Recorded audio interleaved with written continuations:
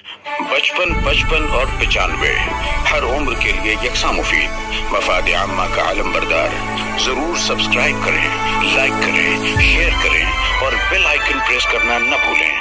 Rabbani the scholar YouTube channel. आइए मैं times of India के सब एडिटर मोहतरम मतीन हफीज साहब से गुजारिश करता हूं कि हज़राए करम माइक पे तशरीफ लाएं और अपने तासुरात का इजहार करें। मोहतरम मतीन हफीज साहब।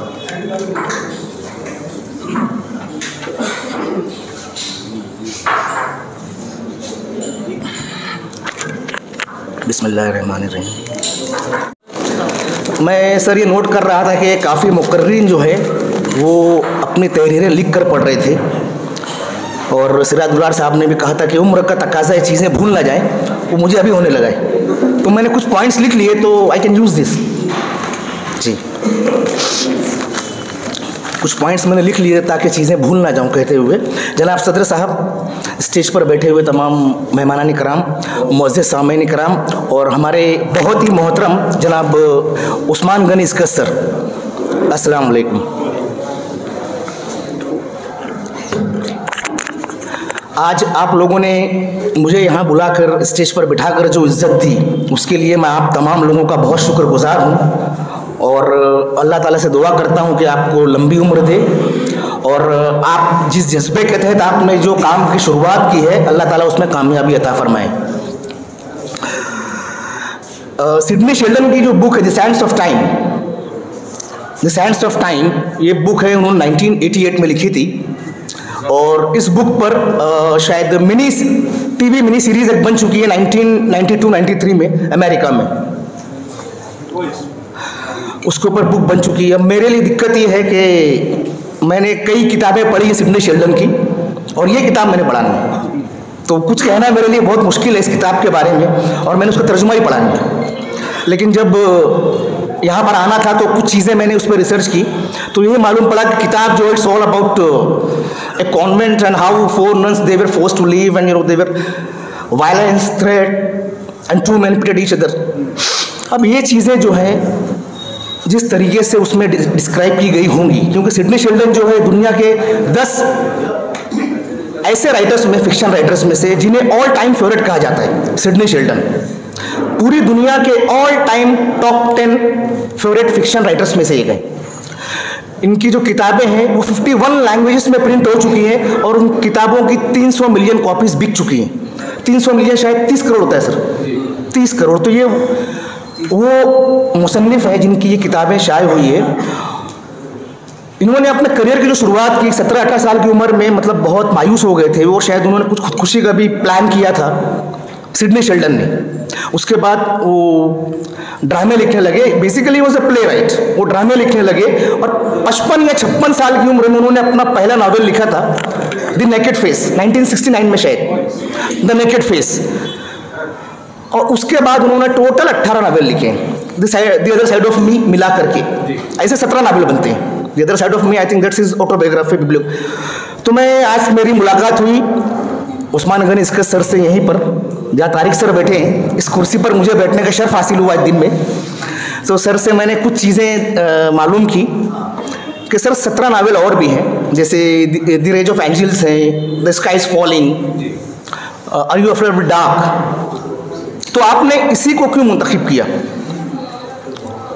तो 17 नावल जो है उनमें से सर ने बताया कि 15 नावल जो है वो हीरोइन ओरिएंटेड है, उसमें ड्रामा है, थ्रिल है, एक्शन है, सस्पेंस है, क्यूरियोसिटी है, रोमांस थोड़ा ज़्यादा है, और 2 नावल जो हीरो ओरिएंटेड है, उनमें से एक है द सैंड्स ऑफ टाइम।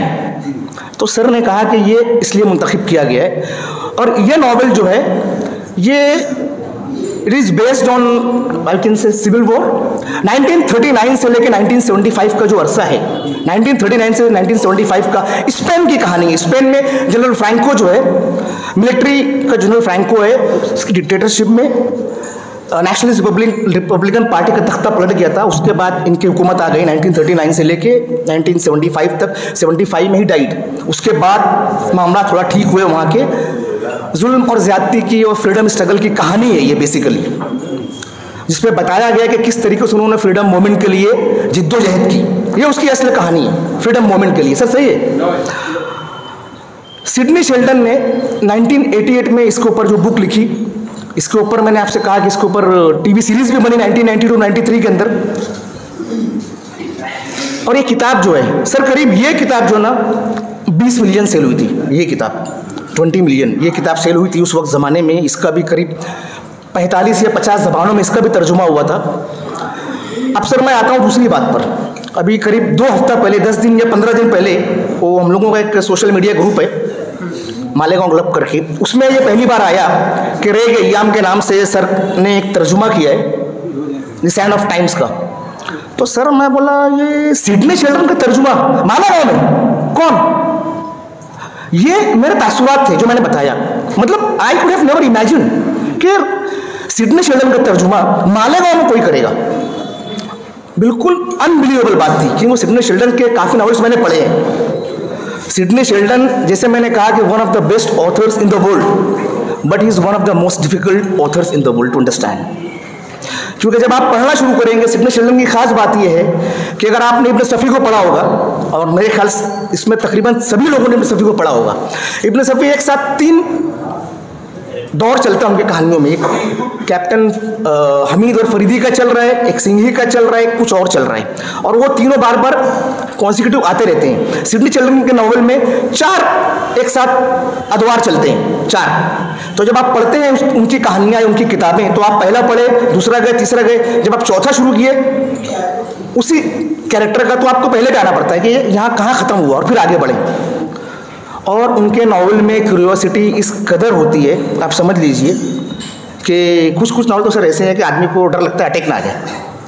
जो तसलसल से, मतलब ही is one of the best story teller and story tellers in the world. जिस तसलसल उन्होंने लिखा है, हम यकीन नहीं कर सकते कोई इंसान ऐसा लिख सकता है।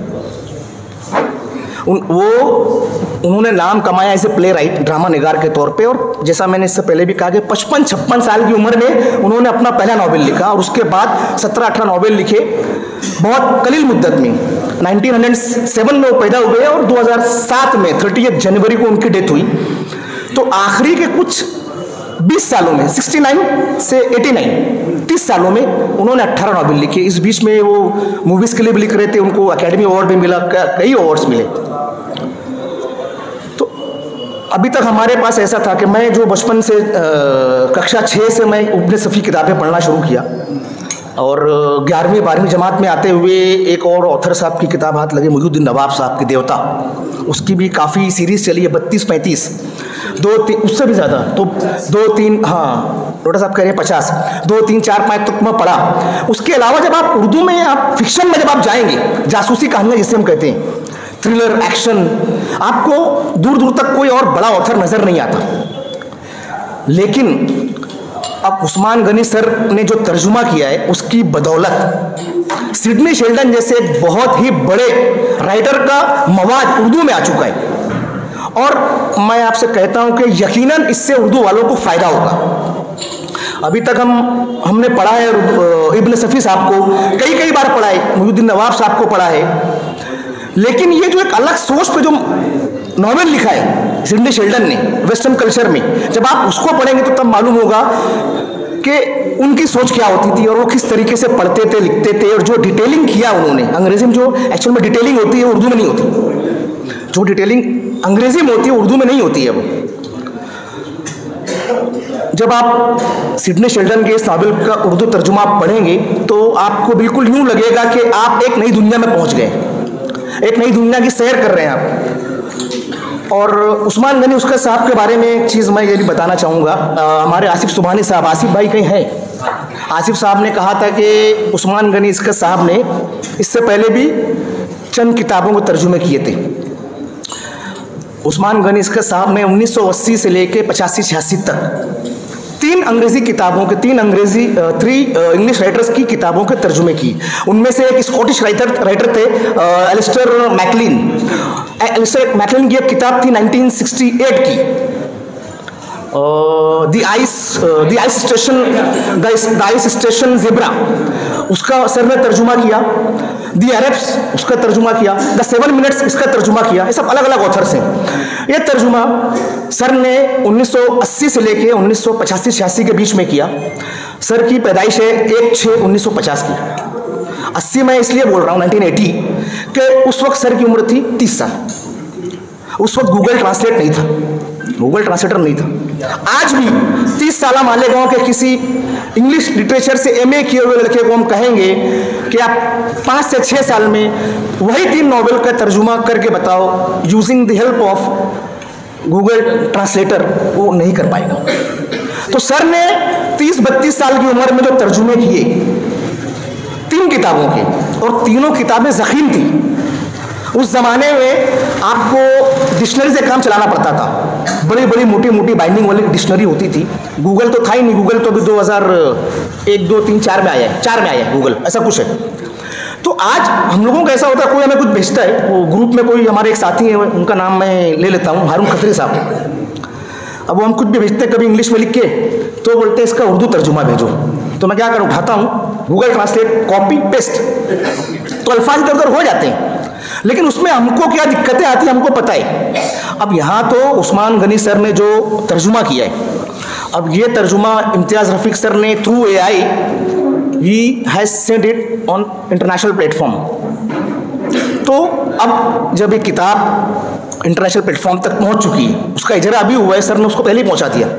बहुत अच्छी बात है, अल्हम्दुलिल्लाह ये चीज़ चली गई है। तो अब इस पर जो है हमें इस बात के लिए भी तैयार रहना चाहिए। कोई तनकीद भी कर सकता है, लेकिन उससे हमें, मुझे लगता है, कोई फ़र्क नहीं पड़ना चाहिए। अगर कुछ तनकीदें होती हैं तो हमें उसको पॉजिटिव वे में ले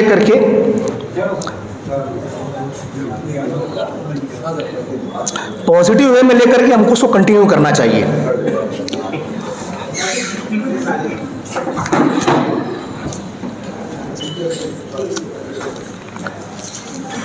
डॉक्टर साहब जा रहे हैं। एक चीज़ मैं और बता देना चाहता हूँ कि उस्मान गनी इसका साहब जो है आज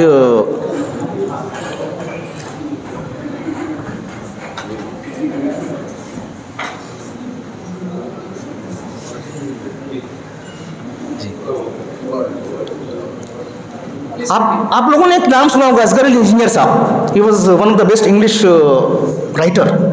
असगर अली इंजीनियर साहब जो हैं, उनका एक मैगजीन निकलता था, द सेकुलर पर्सपेक्टिव। सही है सर, सेकुलर पर्सपेक्टिव।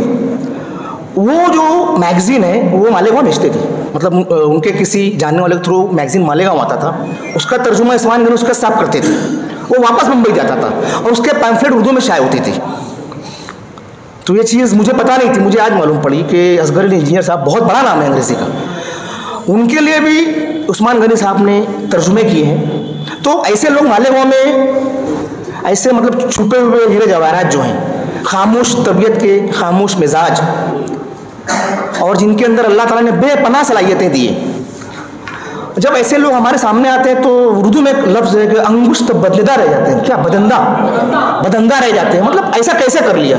ये मेरा रिएक्शन था जब when first time I saw an advertisement about this book, किसका ट्रांसलेशन आ रहा है, सर ने किया है, और उम्मीद है कि ये ट्रांसलेशन इंशाल्लाह बहुत अच्छा हुआ होगा। और 1-2 बातें मेरी और रह गई हैं, मैं देख कर बोल रहा हूँ कि उस्मान गनी इसका साहब जो है, जैसे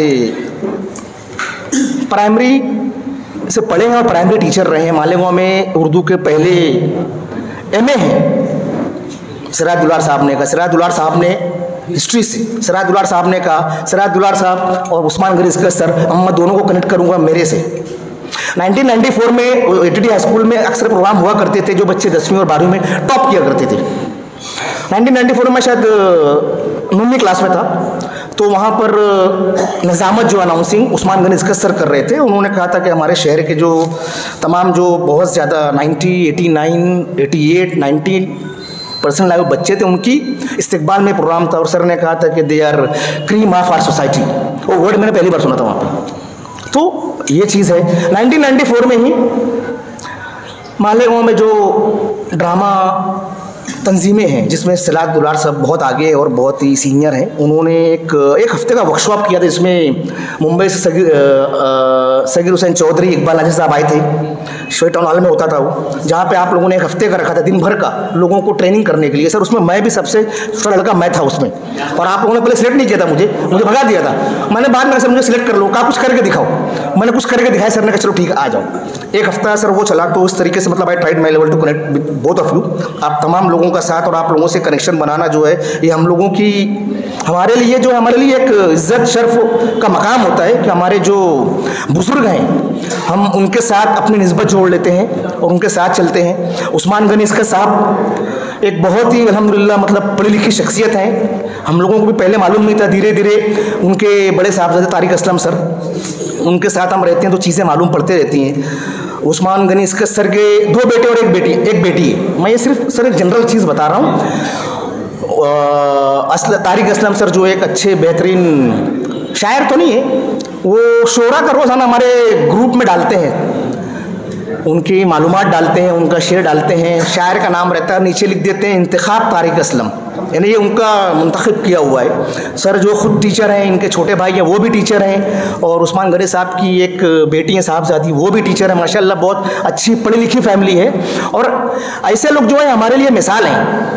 that is an ideal family and they are our role models. Sir ने जो किताब लिखी मैं एक्चुअल में पढ़ा नहीं हूँ, इसलिए मैं बहुत कुछ नहीं बोल पा रहा हूँ उसके ऊपर, लेकिन जो मोटी मोटी बातें थी कि बुक किस बारे में है, कब लिखी गई, जनरल फ्रैंको के पूरे जुल्म के ऊपर किताब डिपेंड है, 1939 से 1975 के ऊपर। सिडनी शेल्डन जो है दुनिया के 10 ऐसे बड़े लोगों में से हैं जिन्हें आप आज भी पढ़ेंगे तो आपको लगेगा कि वो कहानी आज की ही चल रही है। जब सेकंड वर्ल्ड वॉर हुई 1939 से शुरू हुई 1945 तक चली, उस वक्त अमेरिकन फोर्सेस ने सिडनी शेल्डन को भर्ती किया था फौज में as a pilot for their air force wing, but वो शरीक नहीं हो सके, उनको कुछ स्लिप डिस्क का कुछ प्रॉब्लम हो गया था, तो it was discharge from there. Sir शायद ये बात भी है। तो एक ऐसे मुसन्निफ के बारे में सर ने ट्रांसलेट किया है कि जो खुद हम लोगों का बहुत पसंदीदा मुसन्निफ है, ली चाइल्ड है, रॉबिन कुक है, आर्थर हेली, इनकी कुछ किताबें कभी कभी हम पढ़ते हैं। सर ने मुझसे पूछा कितनी किताबें पढ़े हो? मामा सर रोड से जाते रहता हूँ, कभी कोई किताब दिख गई, मैं पूछता हूँ कितने गए, उसने कहा 300, मैंने 250 दे रहे, बोले हाँ, तो ले आइए, हम आगे बढ़ गए। तो ऐसे कुछ किताबें पढ़ ली है, लेकिन इंशाअल्लाह सर एक ख्वाहिश ये है कि सर आपने जो सिलसिला शुरू किया है, ये सर आपने नवंबर 2021 से सितंबर 2023 के बीच में सर ने 2 साल में बिना डिक्शनरी और बिना गूगल ट्रांसलेट के सर ने किताब तैयार की। तो सर की इंग्लिश क्या है आप समझ लीजिए, ये सर की अंग्रेजी है, और सर ने इतने ऑथर्स के नाम लिखा है उसके अंदर अपने पेश लफ्ज़ में कि उन ऑथर्स को हम जानते भी नहीं है। सर ने इतनी किताबें पढ़ी है। तो सर एक दरख्वास्त ये है कि मैंने 2 बार कहा है कि सिडनी शेल्डन ने 55-56 साल की उम्र में बुक लिखना शुरू किया, और सर जो अभी फिलहाल मेरे ख्याल से 72 साल के 73 साल के, और सर आपने पहला तर्जुमा अभी जो किया है, सर तर्जुमों का सिलसिला जारी रखिए। पूरा मवाद अगर इधर आ जाएगा तो हमारे लिए इब्न सफ़ी मुहिद्दीन नवाब के साथ एक और ऑप्शन आ जाएगा। और सर हमारी दुआ है कि अल्लाह ताला आपको हमेशा खुश रखे, सर आपकी सेहत बरकरार रहे, और आप लोगों से आया हम लोगों पर सर तादिर कायम रहे। शुक्रिया। 55 और 95 हर उम्र के लिए यकसा मुफीद, मफाद आम्मा का आलम बरदार। जरूर सब्सक्राइब करें, लाइक करें, शेयर करें और बेल आइकन प्रेस करना न भूलें। Rabbani the scholar YouTube channel.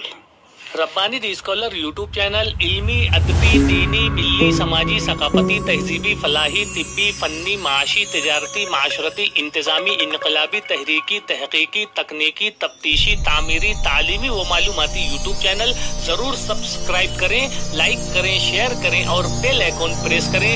Rabbani the scholar YouTube channel.